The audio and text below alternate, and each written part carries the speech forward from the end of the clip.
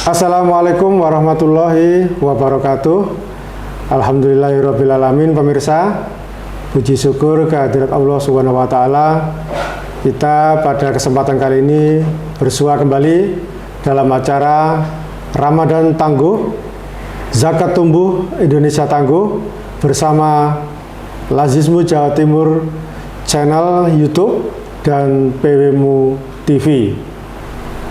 Alhamdulillah, bersama kami saat ini adalah Dr. Agus Edi Sumanto. Beliau adalah Direktur Bank Ziska Lazismu Jawa Timur. Assalamualaikum warahmatullahi wabarakatuh. Waalaikumsalam warahmatullahi wabarakatuh. Bagaimana ini kabarnya puasa hari yang ke-26 ini? Alhamdulillah, tambah semangat. Tambah semangat ya. Jadi di akhir-akhir ini kita harus memanfaatkan momen seoptimal mungkin. Iya. Kalau pembalap itu harus nyalip Sprint di lap ya? terakhir, ya. Harus sprint lah sekarang ini ya. Gaspol. Ya. Jadi hari-hari terakhir bukannya tambah lemah, tambah lesu, Tambah semangat kita. Tambah semangat Nah, ya. itu yang harus kita tunjukkan sebagai umat Islam ya. Baik Pak Agus, kita berbincang-bincang kesempatan kali ini ya, berbincang-bincang santai dalam acara Ramadan Tangguh, Zakat Tumbuh Indonesia Tangguh, Lazismu Jawa Timur channel. Dan sesuai dengan tema kali ini adalah Ramadan dalam perspektif ekonomi dan keuangan keluarga. Nah, di bulan Ramadan ini yang sudah berjalan lebih dari 20 hari ini, nah mungkin perlu kita review kembali ya, bagaimana sih perspektif ekonomi Islam terutama dan juga keuangan keluarga dalam bulan Ramadan ini. Monggo Pak Gus. Ya. Baik, terima kasih Mas Adit. Ya. Pemirsa Lazismu Jawa Timur channel bersama TV PWMU. Ya. Bulan Ramadan ini mestinya tidak perlu diistimewakan dalam konteks aktivitas sehari-hari. Bahkan dulu Rasulullah pas Ramadan itu malah perang. Artinya Ramadan ini tidak boleh loyo, tidak boleh permisif begitu. Gara-gara Ramadan bolehlah loyo. Saya kira tidak demikian konteksnya ya. Nah, kemudian kalau kita lihat dari puasa sendiri ya, salah satu ibadah di dalam Ramadan puasa. Ketika puasa ini mestinya ya, secara fakta manusia ini makannya hanya 2 kali. Jadi ketika sahur dan ketika berbuka. Nah, kalau ini dianggap suatu rutinitas, maka yang biasanya kita ini makan 3 kali menjadi makan 2 kali. Nah, dari sisi ekonomi mestinya lebih hemat, kan begitu kan? Seharusnya lebih hemat karena 2 kali ya, 3 kali menjadi 2 kali. Tapi kadang-kadang justru ketika Ramadan ini malah kita ini berboros, ya. Malah boros ya. Makanya mungkin 2 kali, tapi kualitasnya bisa berlipat-lipat gitu. Yang tadinya betul, yang tadinya cukup tahu tempe, sekarang ini justru malah kalau nggak ada dagingnya kurang mantep begitu ya. Anggaplah begitu misalnya. Nah, seandainya kita menyikapinya dengan cara yang sama, maka mestinya kita ini bisa berhemat 1 kali porsi makan dalam sehari ini. Seharusnya ya. Kalau kita menyikapi aktivitas ini normal ya. Yang normal aktivitas duniawinya normal, tapi ibadahnya kenceng kan begitu kan. Nah, kalau seandainya itu terjadi, coba kita hitung sederhana saja ya. Indonesia ini kan penduduknya 270 juta jiwa kira-kira ya. 85% Muslim. Artinya sekitar 230 itu Muslim. Kita bodoh-bodohan sajalah. Yang puasa separuhnya, berarti kan sekitar 115. Nah, kalau seandainya kita ini menganggap puasa ini aktivitas normal, ya, maka 115 orang tadi itu makannya hanya 2 kali, dan lainnya biasa-biasa aja, gitu kan. Nah, kalau satu porsi makan itu adalah 10.000, maka sehari itu kita bisa menghemat atau bisa saving sekitar 1,15 triliun. Itu sehari. Sehari 1,5 triliun ya. 1,15 triliun. Seharusnya yang bisa dihemat itu. Betul, iya. Secara agregat ya. Nah, kalau itu 1 bulan, berarti kan sudah 30 triliun lebih. Bayangkan. Iya. Dana 30 triliun itu yang tadinya kita konsumsi dan ini diberikan kepada yang berhak, itu sudah dahsyat. Ya, maksudnya disedekahkan ya. Betul. Ringan sekali. Kalau 1 bulan kita sedekah per harinya itu 1 porsi makan, saya kira ini nggak begitu memberatkan untuk kita semuanya. Nah, tapi dampaknya 30 triliun itu saya kira dampak yang sangat besar sekali. Iya. Perolehan zakat infak sedekah nasional saja, seluruh nasional itu hanya sekitar 15 triliun. Setahun. 15 triliun. Nah, dengan puasa, dengan menghemat makan siang saja, itu sudah 30 triliun. Nah, kalau ini dioptimalkan dalam rangka pemberdayaan, menyantuni fakir miskin, membantu anak-anak yang kesulitan sekolah, saya kira ini dampaknya menjadi luar biasa. Nah, inilah mestinya yang harus kita kaji ulang.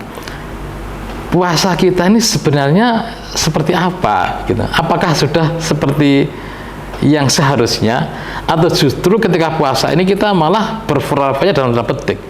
Kita sering melihat ya, ketika di rumah kita sendiri ya, ketika keluarga kita menyiapkan untuk berbuka, ini kan biasanya selalu berlebihan. Ketika siang nanti saya habiskan, ternyata setelah kita minum 1 gelas air saja dan 1 butir kurma rasanya sudah kenyang gitu loh. Sehingga seringkali ketika Ramadan ini justru malah berlebih. Ibaratnya balas dendam ya. Balas dendam. Sudah puasa. Nah, hari. ini sebenarnya kan kurang pas, bukan begitu saya kira ya maksud dari puasa. Ini aspek fisiknya dulu ya, bukan aspek ibadahnya. Nah, kembali kepada pertanyaan tadi, bagaimana dampak ekonominya? Seharusnya ya kita bisa saving sekitar 30 triliun lebih di dalam 1 bulan. Dan ini angka yang besar menurut saya. Nah, demikian Mas Adit kira-kira untuk aspek ekonominya. Ya.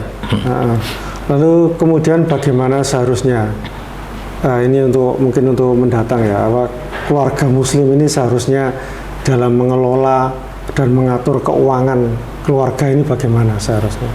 Iya, saya kira kita harus meredefinisi kembali ya. Puasa itu mestinya aktivitas duniawinya berjalan dengan normal. Nah, hanya saja makannya kurang sekali kan begitu kan. Dan saya kira dampaknya luar biasa itu dengan berkurang makan sekali itu dari segi kesehatan pasti akan tambah bugar karena yang biasanya adalah terlalu over, yang masuk asupannya terlalu banyak sekarang dibatasi, dan itu saya kira malah menyehatkan gitu. Dari sisi ekonomi juga begitu kan, dampaknya luar biasa. Nah, dari sektor rumah tangga ya, dengan puasa ini seharusnya bisa dialihkan. Nah, kalau satu rumah tangga ini terdiri dari bapak, ibu, 3 anak, berarti udah 5 keluarga ya. Yang tadinya kita konsumsi kita alihkan untuk keperluan yang lebih berhak lah kira-kira. Sedekah. Ini sedekah dari itu saja. Belum, itu sedekah yang sangat minimalis menurut saya. Sangat minimalis. Itu pun sudah dampaknya luar biasa. Apalagi ketika Ramadan ini biasanya kan orang-orang itu selalu mengepaskan Ramadan ini saat yang balik untuk bersedekah gitu kan. Ditambah sedekah, saya kira menjadi luar biasa. Nah, dampaknya bagi kita bagaimana? Kalau zakat, saya kira kan sudah paham bahwa dengan berzakat uang kita akan bersih karena zakat sifatnya adalah mensucikan harta kita. Tidak hanya itu, dengan zakat juga tumbuh. Jadi dengan zakat itu uang kita bukan berkurang, tapi malah bertumbuh dari sisi kita sendiri ya. Nah, kemudian kalau zakat ini juga dimanfaatkan oleh orang lain yang tidak memiliki kemampuan ekonomi sebelumnya, maka secara ekonomi yang kita tasarruf kepada yang berat tadi itu menjadi punya kemampuan ekonomi. Mereka punya daya beli atau meningkat daya belinya dari sebelumnya. Yang tadinya adalah tidak memiliki daya beli, begitu mendapat zakat infak sedekah dari para agnia tadi itu, ya, maka dia mempunyai daya beli. Kalau punya daya beli, maka selanjutnya dia akan mengkonsumsi, ya, entah beli baju, entah beli songkok, entah beli sendal, entah beli makanan. Nah, artinya kalau secara agregat ini konsumsi ini meningkat, maka produk dari produsen juga akan meningkat. Nah, akhirnya secara ekonomi dampaknya ini akan ada multiplier efeknya. Ya, jadi yang tidak konsumsi berkonsumsi, pabrik-pabrik yang tadinya itu produksinya rendah menjadi tinggi, dan intermediarnya juga demikian, maka secara keseluruhan zakat ini atau shifting kita berhemat ketika bulan Ramadan dan itu dialihkan kepada yang berhak, maka secara ekonomi ini akan mempengaruhi agregat permintaan yang semakin meningkat dan output produksi semakin meningkat dan ekonomi jalan semakin baik. Nah, saya kira demikian. Ya, barangkali keluarga-keluarga Muslim tentunya ini adalah Ramadan ini sebenarnya ya momen tepat bagi kita ya untuk berhemat ya, sebenarnya hemat ya. Tapi bukan berarti hemat terus kita simpan uangnya, tetapi kita sedekahkan lagi. Ya, kita pindahkan dari akun kantong kita ke akun kantong orang, kira gitu kan. Dan yang berhak gitu kan. Yang berhak dan lebih bermanfaat. Ya. Nah, saya kira dengan kita bersedekah tentu mampu memberdayakan orang lain, begitu ya Pak Agus? Iya, betul. Memberdayakan dan juga memacu pertumbuhan ekonomi, ya. Ya. Nah, kemudian sampai seberapa jauh lagi nanti pemberdayaan ekonomi yang dari dana sedekah tadi itu bisa lebih dahsyat lagi untuk menggelorakan umat dalam bidang ekonomi. Dana zakat, dana infak sedekah itu manfaatnya apa lagi selain tadi kita membersihkan diri, menumbuhkan ekonomi, tapi itu Pak. Ya. Baik, saya kira Bank Siska ini contoh yang paling baik ya. Program Bank Siska ya. Betul, Bank Siska, program Laksmi Jawa Timur ini salah satu model pemberdayaan yang saya kira bisa diduplikasi di mana-mana ya. Sampai dengan hari ini Bank Siska sudah memberdayakan lebih dari 1.000 UMKM. Jadi mitra, usaha ya, kecil dan mikro, bahkan super mikro. Ya, kita namakan mitra Bank Siska ya. Dan alhamdulillah dari perjalanan setahun lebih ini kita sudah membiayai mereka tadi itu kurang lebih sekitar hampir 700 juta.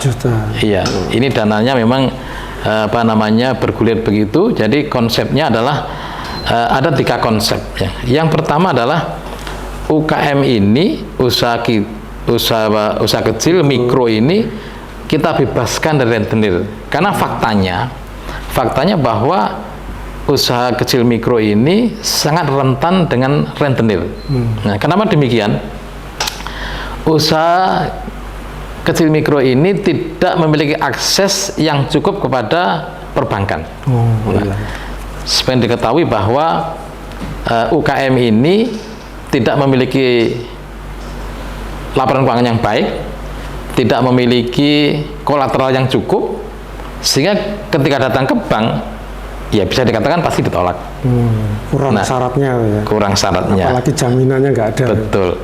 Jadi secara bank tidak bankable. Padahal usahanya sangat visible. Kenapa demikian? Buktinya, nah ini, celah inilah yang digunakan oleh para rentenir untuk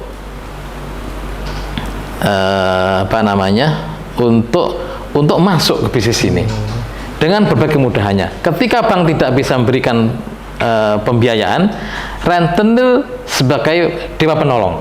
Ya. Justru lebih memudahkan. Memudahkan, bahkan tidak pakai syarat apa-apa, bahkan didatangi ke rumahnya, kemudian diberikan pinjaman. Nah, tinggal tanda tangan aja mungkin ya. bahkan nggak pakai tanda tangan, Nggak pakai tanda sudah tangan. saking percaya nggak pakai tanda tangan. Iya, iya. Tapi begitu uang kita pegang, mereka argo sudah jalan ini, argo sudah jalan. Nah, dan perlu diketahui bahwa UKM ini dibebani bunga yang sangat tinggi. Saya pernah menghitung itu rata-ratanya kalau setahunkan di annualize begitu sampai 350% per tahun. Bahkan ada kasus yang sampai 1000% per tahun kalau di setahunkan begitu. Nah, ini kan luar biasa. Iya. Dahsyatnya. Maksudnya dahsyat mencekiknya begitu ya. Sehingga Menghisap ya. betul, dihisap luar biasa. Nah, sehingga ketika UKM ini bekerja keras, ya, hasilnya bukan dimakan sendiri, tapi diserahkan kepada rentenir tadi. Nah, inilah yang harus kita tolong. Iya, iya. Nah, karena begitu ada keuntungan, diserahkan kepada rentenir sebagian besar dan sebagian kecil hanya dimakan, itu nggak cukup. Akhirnya apa? Ngutang lagi, lebih besar lagi dan lebih terjerat lagi akhirnya. Nah, kasus ini saya kira di mana-mana ada ya, di Jawa Timur saya kira semua sudah paham bahwa kasus demikian ini prakteknya itu ada di mana-mana dan semua orang juga sudah tahu. Iya. Ini contohnya Bang Titil itu ya, Nah, yang betul pakai lah. sobekan Bang gitu Titil ya. dan sebagainya ya. Nah, Istilahnya sobek gitu ya. nah, itulah Bang Siska harus hadir. Iya. Ya. UKM ini harus kita selamatkan dari rentenir dulu. Supaya apa? Supaya mereka punya kemampuan, profitabilitasnya semakin tinggi. Jadi ada saving, ada konsumsi kan begitu kan. Nah, dengan mendapat pembinaan dari Bang Siska yang tanpa biaya, tanpa denda, tanpa macam-macam, semuanya free. Pakai jaminan nggak pakai ya? Tidak pakai jaminan. Oh. Ya, tapi memang pembiayaannya dikembalikan. Ya, jadi kalau mengembalikan kepada rentenir saja bisa, maka ke Bang Siska seharusnya lebih bisa, karena tanpa bunga, tanpa biaya, tanpa denda, sudah tanpa biaya apapun, itu kan ya. Bahkan form-formnya pun kita siapkan, tinggal tanda tangan atau tap jempol. Ya, ini ada kasus-kasus yang memang belum semuanya bisa baca tulis ternyata mitra usaha kita itu. Ya. Nah, dengan demikian Mas Adit, maka kemampuan yang dinikmati oleh UKM ini semakin meningkat. Yang tadinya begitu ada untung dibagi berdua dengan Bang Titil tadi itu dan sebagian kecil dikonsumsi, sekarang ini utuh. Karena apa? Bang Siska tidak memungut biaya apapun dari situ. Bahkan yang penting pokoknya kembali gitu aja. Pokoknya kembali. Kenapa harus kembali? Karena bisa digulirkan kepada mitra-mitra yang lain kan begitu ya. Nah, bahkan tidak hanya itu. Bang Siska ini juga memberikan pembinaan terhadap manajemen sederhana lah. Bagaimana memasarkan produk itu, kemudian bagaimana menyusun laporan keuangan sederhana, memisahkan antara laporan keuangan pribadi dan laporan keuangan usaha. Ini penting. Karena kalau tidak nyampur, tahu-tahu modalnya habis untuk konsumsi. Nah, ini kan menjadi kurang tepat. Nah, itulah Bang Siska ini sampai dengan hari ini sudah membiayai lebih dari 1.000 dan hampir 700 juta yang kita salurkan. Dan alhamdulillah hebatnya lagi yang macet itu nol. NPF-nya tuh nol. Nah, ini hebat. Ketika bank-bank itu bingung dengan kasus NPF yang dihadapi itu, kami justru nol. Karena usahanya layak, kemudian kita juga berjamaah begitu, jadi tidak orang per orang, tapi per kelompok-kelompok begitu, sehingga masing-masing saling mengingatkan, saling mendukung, saling menyemangati begitu, sehingga mereka itu usahanya juga semakin semangat, kemudian hasilnya juga semakin baik. Nah, ada filosofi yang bagus ya, yang difahami oleh para mitra Bang Siska ini. mitra Bank Siska ini begitu yakinnya bahwa pembiayaan ini adalah pembiayaan yang berasal dari dana suci, istilahnya begitulah ya. Kenapa? Ini memang dari infak, dari infak dan sedekah dari para agnia melalui lazismu ini kan. Kita tasarrufkan melalui Bank Siska begitu. Nah, kalau pembiayaan dari lembaga yang lain, mereka berpendapat wah itu kan uangnya campur macam-macam. Kalau ini justru uang sedekah, uang infak sedekah, jadi uang seger, uang yang betul-betul suci itu. Sehingga dari awal dia yakin betul dengan pembiayaan ini usahanya akan semakin berhasil, dan faktanya seperti itu. Ada kasus yang saya kira bisa di-share di sini ya.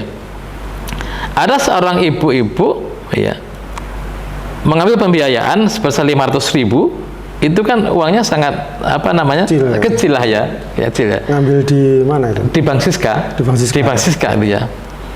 Ketika kita ada taklim begitu ya, pengajian. Bank Siska ada pengajian juga ya. Pada saat pencairan maupun pada saat pelunasan begitu. Ibu-ibu ini utangnya 500.000. Tapi datang ke pengajian, ya, menyumbang makanan itu sampai 300.000 nilainya. Wah ini kan nggak nyambung ini kan? Ini kan sesuatu yang luar dugaan ya. Secara ekonomis sulit dibayangkan. Utang 500, nyumbangnya 300. Wah luar biasa. Ketika kita tanya ternyata, ibu bagaimana nggak usah seperti ini? Kita alhamdulillah. Begitu pakai dana Bank Siska, usaha kami maju. Ini salah satu bentuk syukur kami. Keberkahannya malah berlimpah. Betul. Yang tadi, karena keyakinannya itu bahwa dana dari Bank Siska ini adalah berasal dari dana yang suci, dana yang bersih, sehingga dipakai berusaha di dalam benaknya akan semakin tumbuh, akan semakin berkembang, akan semakin produktif, kira-kira begitulah. Nah, dari sinilah akhirnya dari Ketok Tular ini, Bank Siska ini menjadi trending topik sekarang ini. Ya, memang sekarang ini masih di beberapa kabupaten, ya, di Ponorogo sudah trending topik ya. Bank Siska ini menjadi salah satu bukan lagi alternatif, justru dicari orang-orang. Karena ada lembaga, katakanlah lembaga begitu bisa memberikan pinjaman tanpa bunga, tanpa biaya, tanpa denda. Bahkan ketika ada musibah dan musibahnya itu adalah karena faktor yang tidak disengaja gitu ya. Kemarin pas COVID ada yang meninggal karena COVID, kita bebaskan. Kita bebaskan. Nah, supaya beliaunya tidak menanggung hutang ya. Keluarganya tidak menanggung hutang kepada yang yang meninggal tadi itu dah. Nah, inilah saya kira peran Bank Siska ini menjadi menarik untuk dibahas, diimplementasikan, diduplikasi di mana-mana. Ya, kami berharap akhir tahun ini paling nggak di Jawa Timur itu ya separuh dari PDM lazismu daerah itu sudah mendirikan Bank Siska. Ini target kita lah sampai dengan akhir tahun ini. Sekarang sekitar 5 ya. 5 kabupaten, 5 daerah ya. Iya. Ya kurang 10 lagi lah kira-kira gitu kan ya. 10 atau 13 lah, 10 sampai 15 lagi saya kira ini sudah lebih dari separuh yang wilayah Jawa Timur sudah ada Bank Siskanya. Dan kalau ini berkembang di mana-mana, saya kira UKM akan tumbuh dengan baik. Nah, ini saya kira yang menarik untuk Bank Siska. Ini tadi dari penghematan itu tadi ya. Betul. Itu umat Islam dalam bulan suci Ramadan ini bisa berhemat, akhirnya dananya itu bisa disedekahkan. Nah, disedekahkan ini tidak hanya bersifat konsumtif, tetapi lebih produktif lagi dengan adanya program Bank Siska oleh lazismu ya. Di mana tadi Bank Siska sudah berperan di masyarakat, memberikan pinjaman tanpa bunga, tanpa administrasi atau tanpa denda, tanpa biaya ya. Persyaratan-persyaratan yang memudahkan lah. Tidak perlu ruwet-ruwet ya, tidak perlu ribet-ribet, tinggal tanda tangan atau cap jempol aja sudah bisa mendapatkan pinjaman dari Bank Siska. Nah, kemudian Bank Siska ini dikelola atau dibuat usaha oleh usaha super mikro tadi, berkah dan kemudian bisa memberdayakan dirinya. Begitu ya Pak Agus ya? Ya, Nah, betul. Baik Pak Agus, sungguh sangat menarik sekali perbincangan kita tentang ekonomi umat dan juga Bank Siska ini. Dan ini ya bukan berandai-andai, tetapi potensi Bank Siska ini tentunya diharapkan semakin membesar, semakin bertumbuh ya. Diharapkan dengan kesadaran umat untuk berzakat, berinfak dan bersedekah ini semakin tumbuh, tentunya potensi Bank Siska ini akan berkembang secara besar. Nah, ini kemudian apa dampaknya seandainya Bank Siska ini bertumbuh dengan besar terhadap perekonomian secara mikro maupun makro, terutama di negara kita ini? Monggo. Ya, terima kasih. Cita-cita kami memang Bank Siska ini harus besar, karena kemanfaatannya sangat luas dan dampaknya itu sangat signifikan, begitu kan ya. Iya. Dan biayanya murah, biaya murah. Tidak, karena apa? Karena kami ini bekerja dengan tulus, efisien, sehingga kami tidak memerlukan biaya operasional yang tinggi. Sampai dengan hari ini kebetulan tim Bank Siska ini biayanya sangat ringan, bahkan bisa dikatakan nol lah biayanya gitu, saking kecilnya begitu. Mereka relawan ya. Relawan kita manfaatnya relawan untuk menggerakkan Bank Siska ini. Ya, nanti ke depan bisa jadi relawan ini menjadi ada remunerasi yang akan kita sampaikan, tapi sampai dengan hari ini kita belum ketemu formulasinya, sehingga sampai hari ini relawan-relawan ini belum memperoleh ujroh dari kita semuanya. Jadi mereka ikhlas ya. Bekerja, ikhlas bertugas ya. Ya.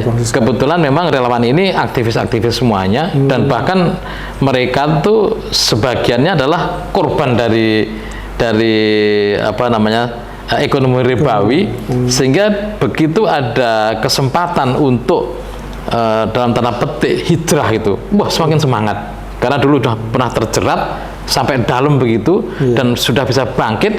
Nah, mereka sebagian yang terjerat tadi itu ingin membuktikan bahwa ini loh ada yang lebih baik daripada yang sebelumnya. Nah, ini.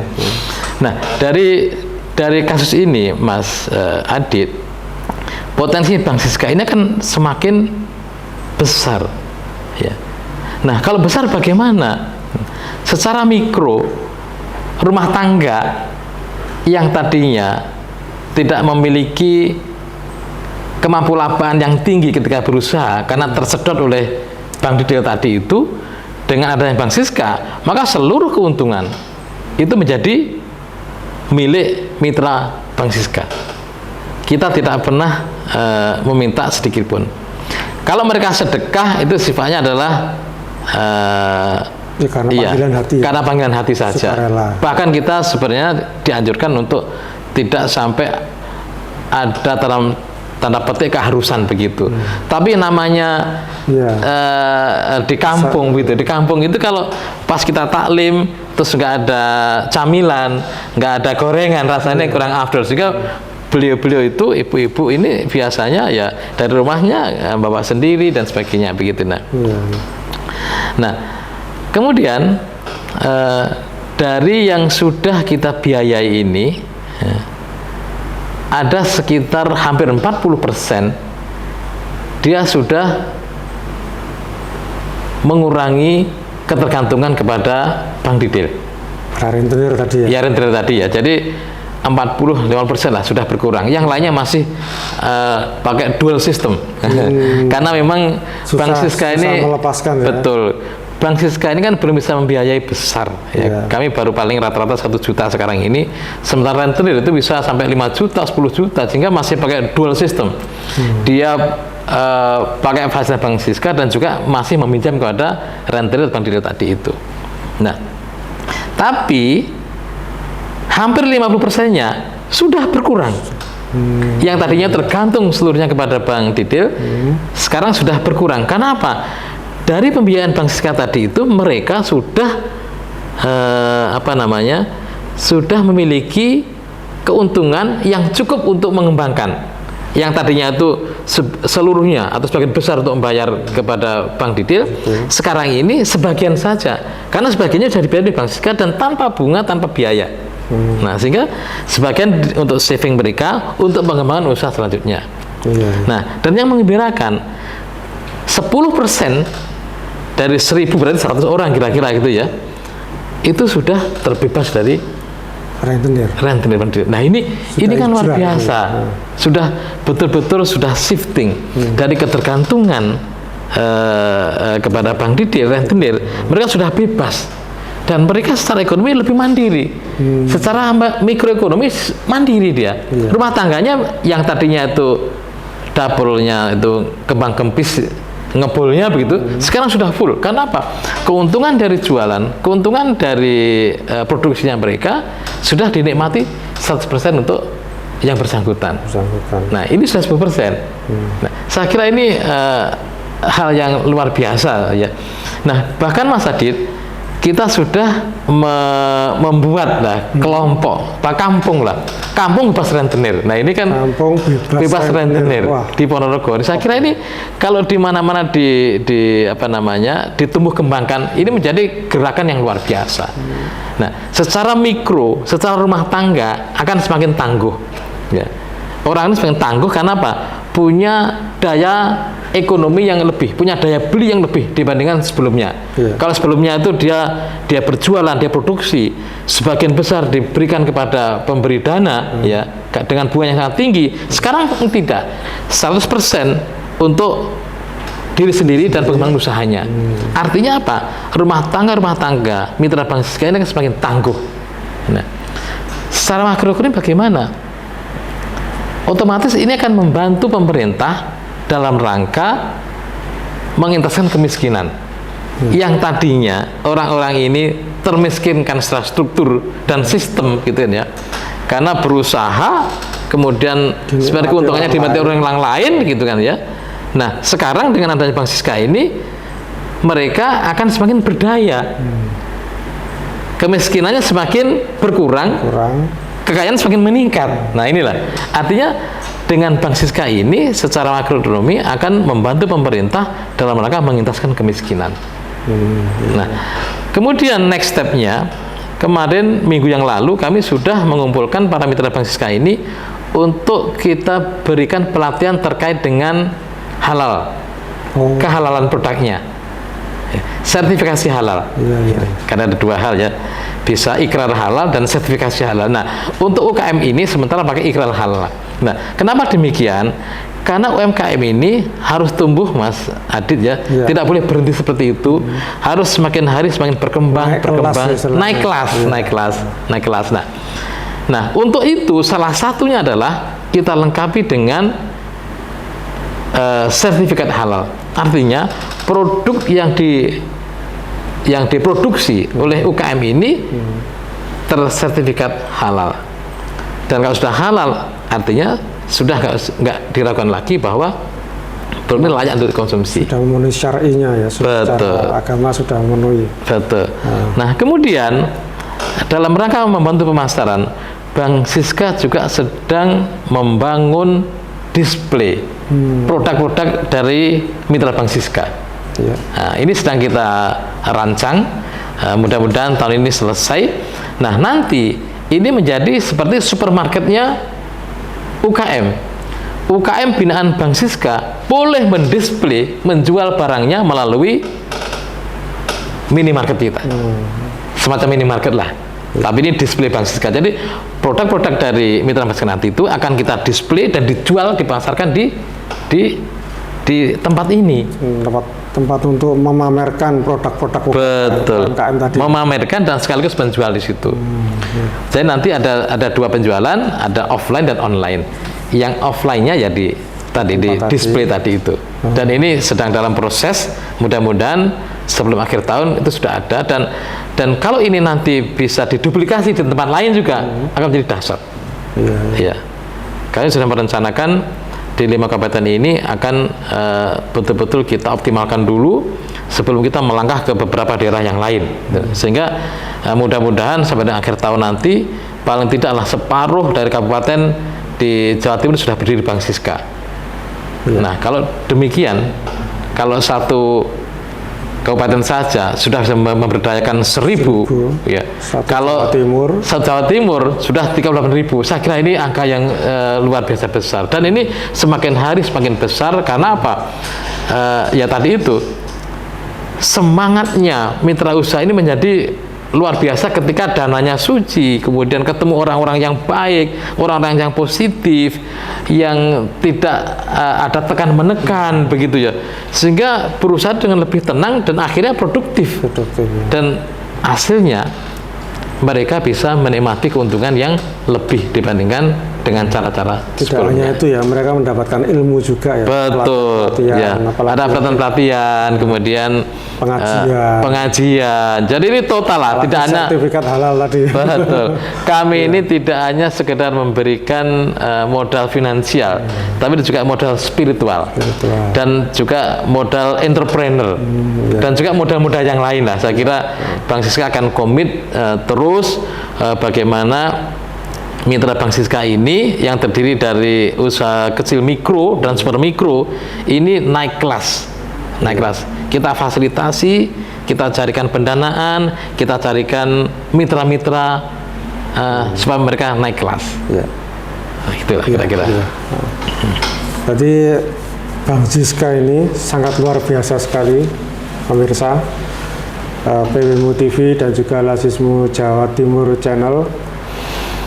Tadi awal kita berbincang bahwa Ramadan ini memberikan keberkahan bagi umat Islam. Pertama, bisa mengatur ekonomi dan keuangan keluarga. Yang kedua, dari mengatur ekonomi dan keuangan keluarga tadi bisa menyisihkan sebagian untuk disedekahkan dan diinfakkan untuk mereka yang berhak menerima, atau juga dizakatkan.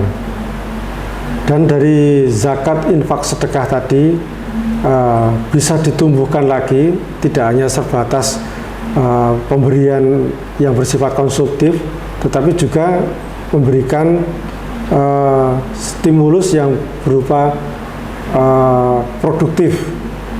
Nah, tadi disampaikan Pak Agus dengan program Bank Siska yang diinisiasi oleh Lazismu Jawa Timur dan sudah